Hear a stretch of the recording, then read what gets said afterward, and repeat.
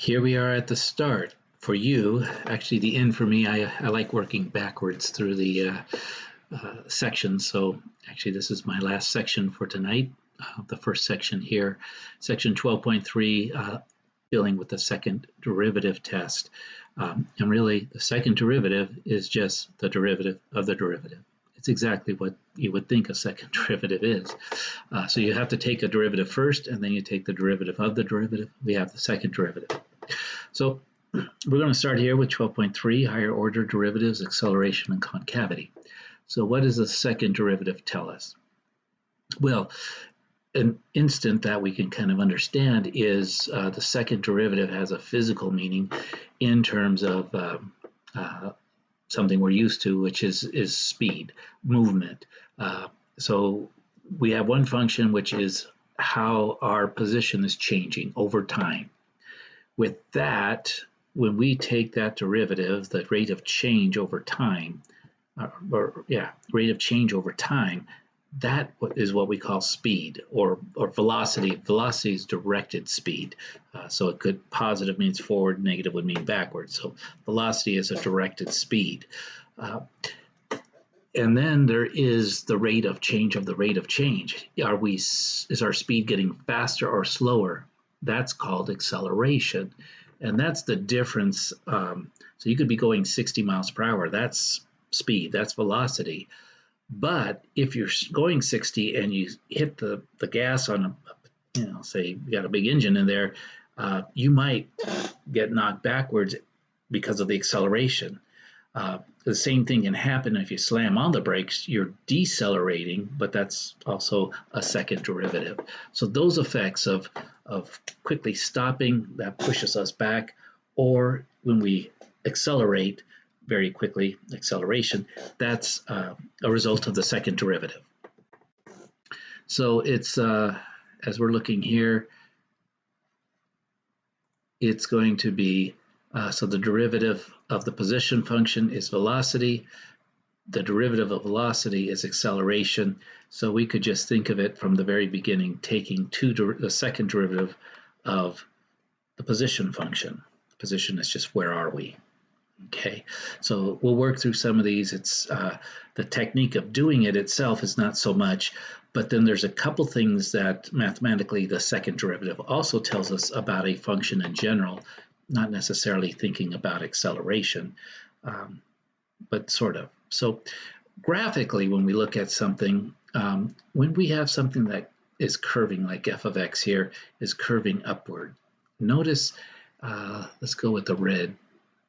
If I look at tangent lines here, so this point, if I do a tangent line through that point, a tangent line has that sort of slope. If I do the tangent line over here, notice it's much steeper.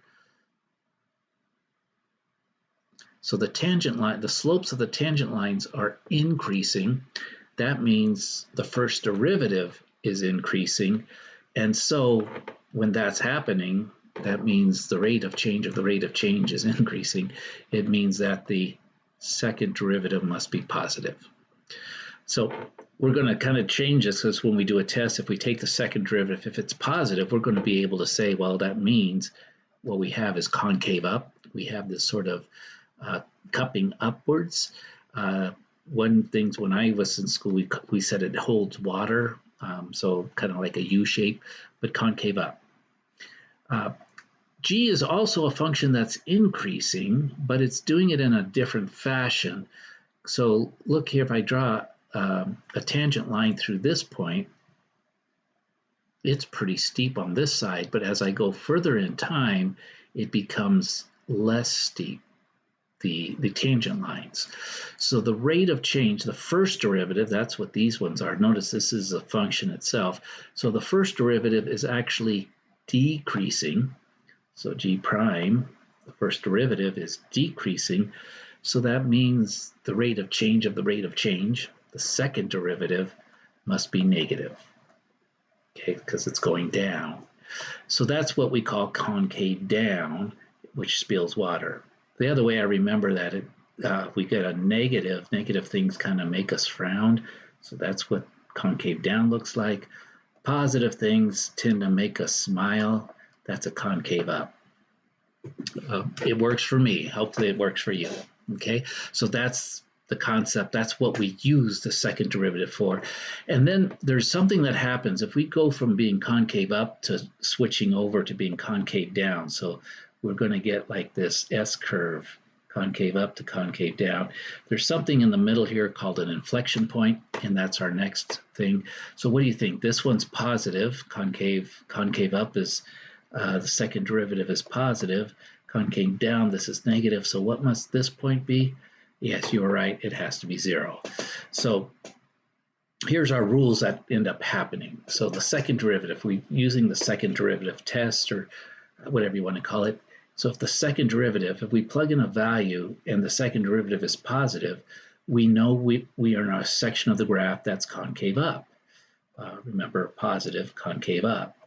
And what happens from this, if we've got the second derivative as positive, we know if we're going to have a max or min there, it's going to be a minimum.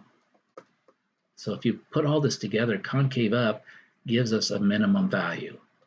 Okay. Second derivative is negative. Negative is the frown. Okay, we're concave down. And if we've got something here, it's going to be a maximum. Okay, the top of the mountain. Okay. Now, in some cases, we don't always get a minimum or a maximum, but if we did, it's going to be a concave down gives us a maximum, a concave up would give us a minimum. And finally, what happens to the situation where we're changing concavity? So we went from concave up to concave down or vice versa. What we end up with is a second derivative that's 0, and that's what we call a point of inflection. And again, you can look through this stuff, but the point of inflection is simply where concavity changes. So we can concave up to concave down, or the other way around, which, let's see, that would be concave down to concave up. And then we'd have an inflection point about there. Okay, so that could work. So we're going to work through and just find some derivatives here using the second derivative. First of all, just being able to find the second derivative it's just two steps. The first step, find the first derivative. Okay, so to take this derivative, remember e to the x is its own derivative. So we've got a constant multiplier of 2. E to whatever is its own derivative, so that's e to the 2x minus 5. And then using the chain rule, we take the derivative. We're going to multiply by the derivative of the inside function, the derivative of the exponent. 2x minus 5, you take its derivative, it's going to be just 2. So we've got this times 2, which gives us 4e to the 2x minus 5. Remember, the derivative of 5 is 0. So that's what the first derivative is. So the second derivative is going to be the derivative of the derivative. So you might see it's probably going to be about 8, right? Same thing, we take this derivative here, it's going to get us 4e to the 2x minus 5, nothing changes, and then we take the derivative of the exponent, which is the same here, it's 2, so we multiply by 2. So our second derivative is going to be 2 times 4 is 8, e to the 2x minus 5. Get these tricky ones here. Didn't realize I was still writing in red, so let's go to blue. A little more easing on the mind. Oops, well, we see that our answer is correct.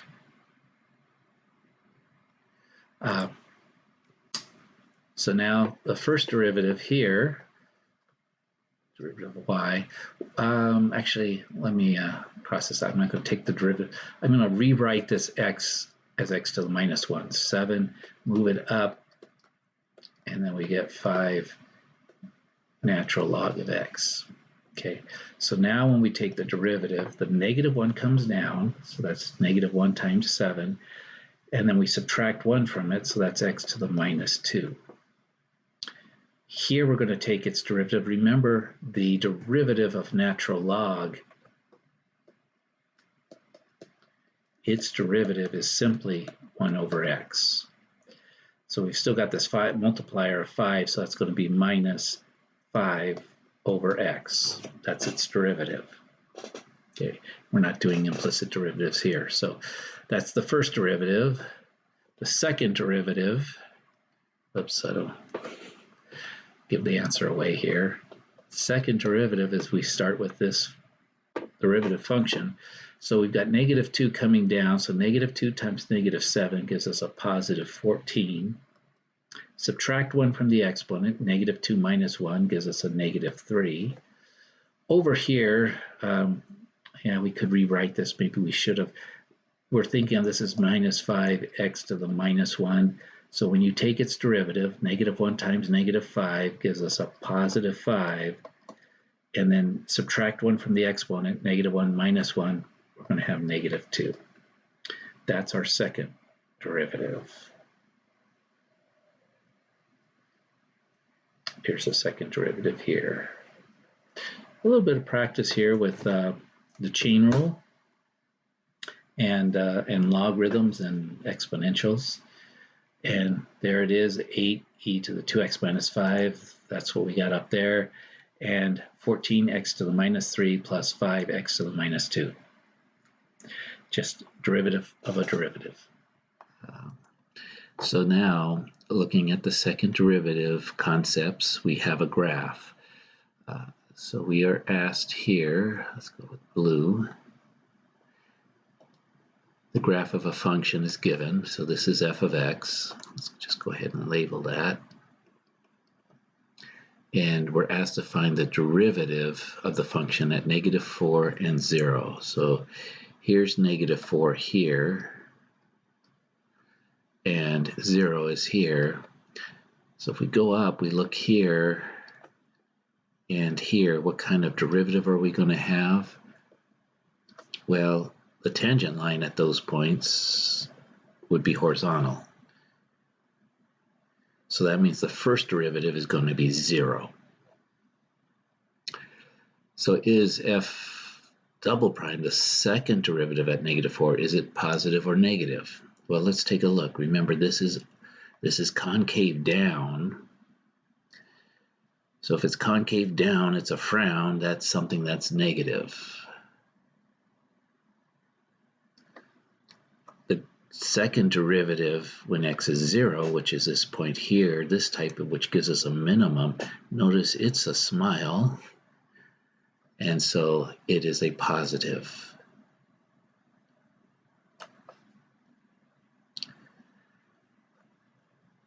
Answers those questions for the B. If f has a point of inflection at x minus 2, and again, just minus, so here's x is negative 2 here.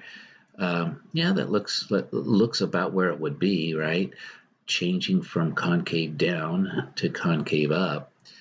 If it has a point of inflection at x equals negative 2, then what is the second derivative going to be here? Remember, that is a location where the second derivative is going to be 0. So first derivatives get 0 at maxes or mins. Second derivatives become 0 when we have inflection points. Okay. So f is concave either up or down on this interval from negative infinity until negative 2. So this part here is referring to this interval here up to this point, up to the point of inflection. Yes, that is concave down. And it's concave up or down on this interval, negative 2 to infinity.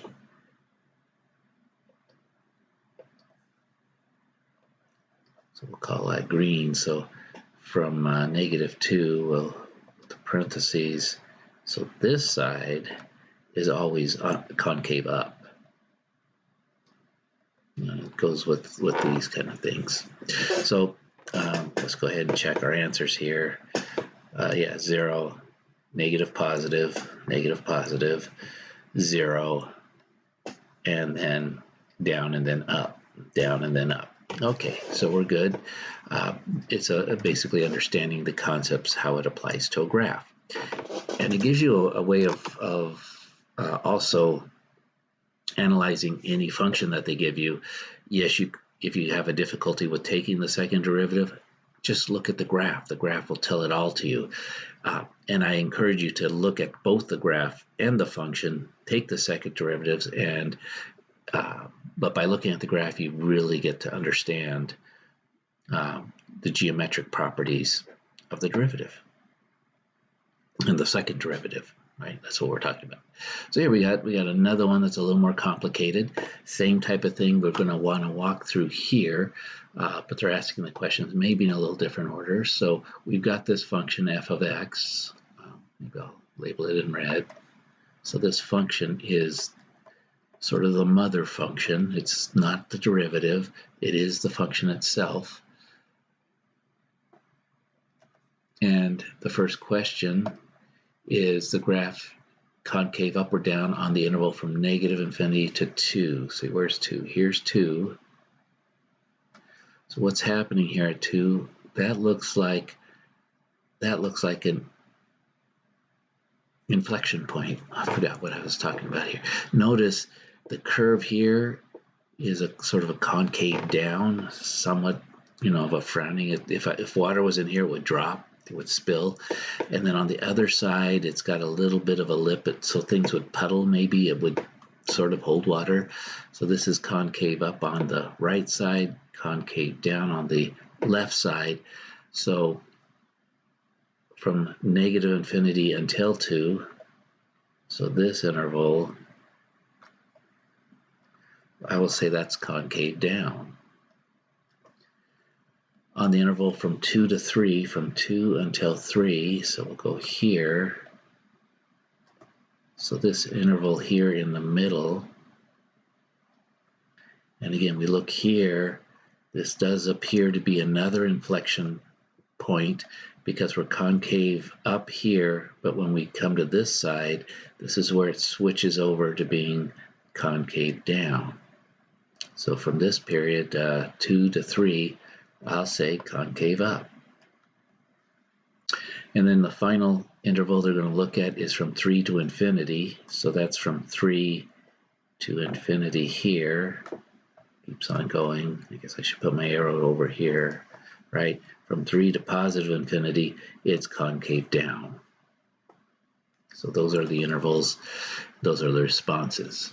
So the second derivative is positive. Where's it going to be positive? Remember, it's positive wherever we get a smile or a concave up. So second derivative is positive here from 2 to 3.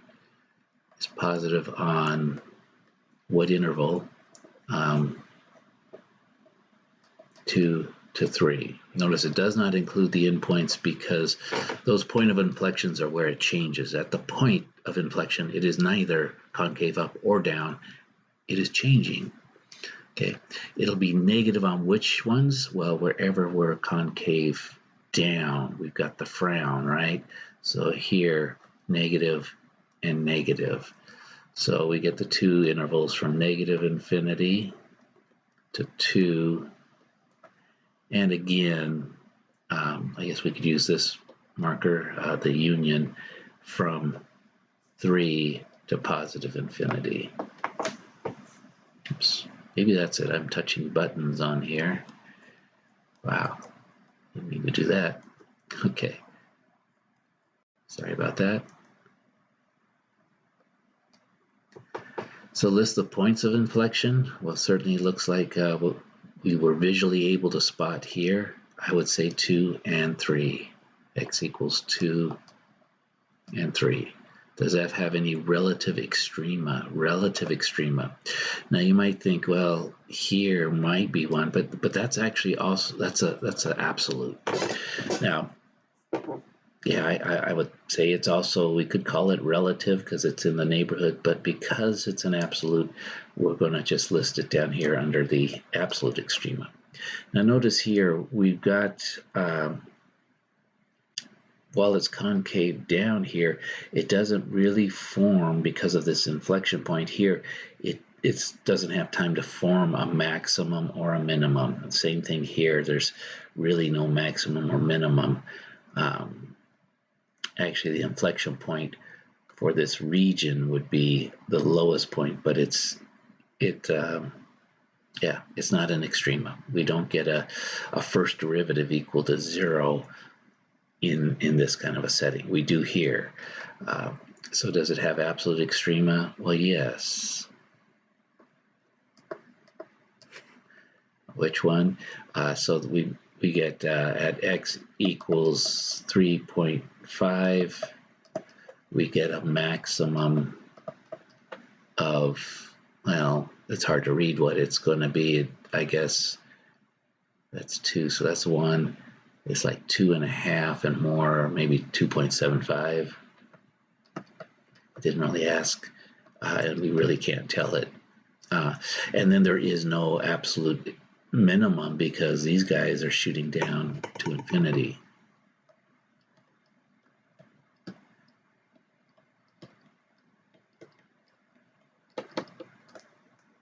Okay. So let's just check our answers. Down, up, down. Down, up, down. Good. We've got the intervals here, and yes, they do use the union. 2 and 3, there are none. I guess I should have said no, there's really none. That I didn't, but yeah, at 3.5, they don't give us what the max is because, you know, it's just an estimate. So at 3.5, we do get a absolute maximum, relative or absolute minimums. Okay, moving along here. So number 4, suppose the position of a particle moving on a straight line is given by this function here. Find the particle's acceleration as a function of time. So this is the position function. Where is it? When we take the first derivative, we will get its velocity, its speed, directed speed, right? Velocity. The second derivative will be the acceleration. So that's really all we need to do. So what I'm going to do is rewrite this s of t. Instead of the square root of t, let's go ahead and do that as t to the 1/2 power, because that just makes it easier to take the derivative, 4t squared. So then we take its first derivative.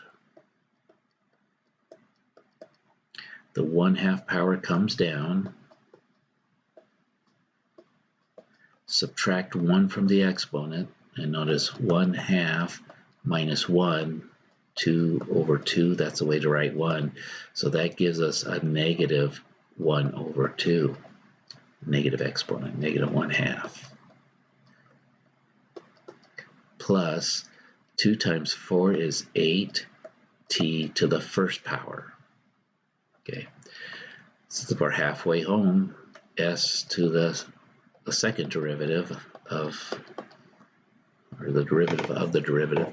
So now we've got 1/2 coming down, a negative 1/2. So we're going to have negative 1/2 times 1/2 is 1/4. We're going to subtract 1, so that's negative 1/2 minus 2 over 2. Notice that gives us negative 3/2.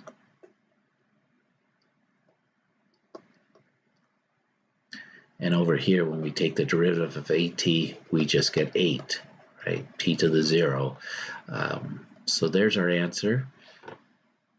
Just box it in. Yeah, you could do something with a radical there, but I like just leaving it, and they just left it with the fractional exponent. Okay, so second derivative, we got it. We're in good shape. Okay, so then let's take a look at 5. So for 5, we're given a function here, and it's a position function. So it's something that's moving. We take the first derivative, we'll get its velocity. Second derivative will get its acceleration. So function of a particle moving in a straight line where s is measured in feet and t is measured in seconds, feet per second. Okay, so that may be something. Find its acceleration at this particular time, and this is the ln is natural log of 6 seconds. So we'll plug it in, and And that's actually going to be helpful because, well, we'll see. Okay, so let's start with this position function.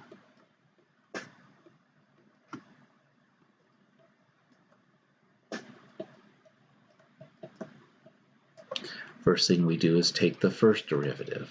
This will give us the velocity. Now, when taking the derivative of e to the t, the derivative of e to the t is e to the t. Okay, so that's where it looks like we really didn't do anything, but it's a function that is its own derivative. Chain rule, the derivative of t is 1, so that came down, but nothing happened. So we have a constant multiplier over 4, so this is the derivative of the first term. Looks exactly the same, which it is. Second term, the 2 comes down times 8, negative 16 t to the first power. Then the derivative of 3 is 0. Okay. So now the second derivative of t, first term is going to look exactly the same. E to the t is its own derivative. Chain rule says 1 comes down, 1 times 4 is still 4, so it's 4 e to the t. Now this last part, negative 16t, when we take its derivative, that's just going to be negative 16 t to the 0 power. So there's our second derivative, and we've got a particular value to use for t. So now we want the second derivative at the natural log of 6. So that's 4 e to the natural log of 6 minus 16. Now hopefully you may remember from your algebra, this would have been in, like, if you took the MAT210 here, this was one of the last units.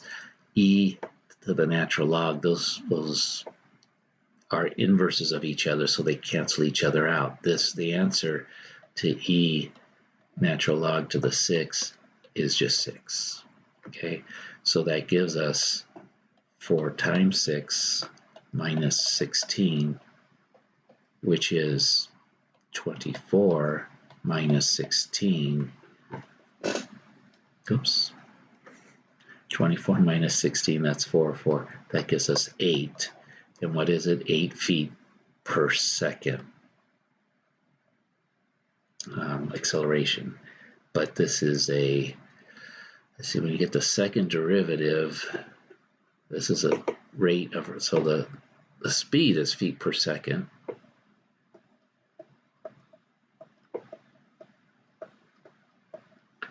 Let's see, what would the rate of the rate be? Feet squared per second. Let's just look at a feet per second squared, yeah. Which I've never really understand what a second squared is, but you do get that squared because it's per second. So just kind of remember that, and we're good. And then we're on to related rates, which we've already done. So the first 3, actually the last 3 units are reviewed now for test 2. I'm going to continue on with doing the same sort of review for the previous sections. And again, I hope you find this helpful. Keep making good progress. Remember, don't just stop with these, because this is sort of an underwriting type understanding. You're watching how it's being done. You also need to practice with similar type problems, so you can find those in the WebAssign by asking for additional problems. All right, thanks.